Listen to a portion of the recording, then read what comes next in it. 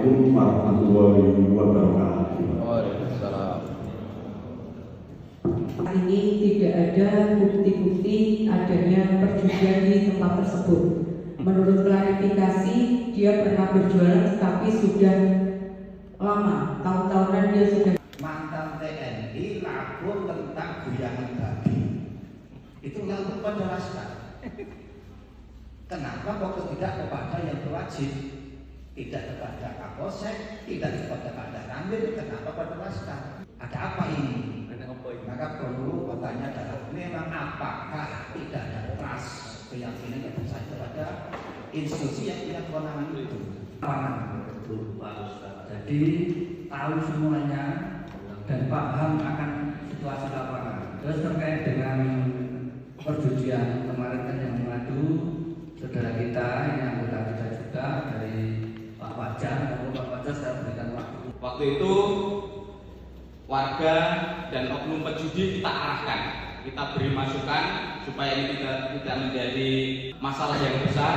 Beliau mengadakan pertemuan baru sekitar 4 hari yang lalu, sepakat untuk membuat pernyataan bersama meniadakan perjudian yang berbentuk apapun di wilayah Genggong Kelurahan Delingan.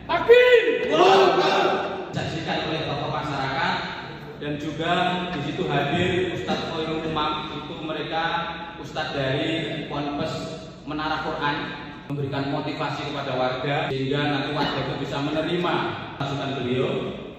Hasilnya sepakat semuanya menandatangani surat pernyataan tersebut tanpa mengurangi rasa hormat kepada pihak kepolisian. Malam itu kita tidak mengundang panjenengan karena kita yakin dengan musyawarah bersama antara warga, pelapor dan juga oknum-oknum pejudi bahkan penambangnya Camjikia, saya yakin malam itu bisa selesai. Dan dengan kehendak Allah Subhanahu wa taala, tanpa kita melibatkan pihak dari kepolisian, bisa selesai dengan baik, aman dan terkendali. Dan tentunya kita sebagai anggota Laskar Umat Islam Karanganyar yang berada di Delingan, yang di sekitar Delingan, maksud saya, karena saya berdomisili di Pokongan, kita tetap akan memantau terus keberadaan perjudian di wilayah Genggong, Delingan khususnya dan umumnya kecamatan dan kabupaten Karanganyar. Sebab pelanggan-pelanggan saya juga ada yang terkena kasus seperti itu. Kenapa tidak jualan lagi? Karena sudah memiliki gudang dengan data dan mau mengangsur sudah kesusahan seperti itu. Dan ketika di terminal Galiti, para batak-batak itu saat menagih itu ya memakai kata-kata ya saya kurang paham karena memakai bahasa sana, jadi saya nggak begitu paham.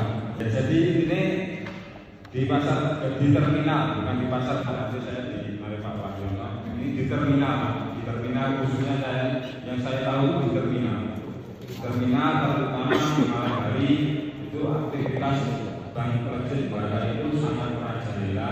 Jadi banyak teman-teman meresahkan. TikTok di pojok masih apa saya lupa. Sudah diangkat ke Polres gitu.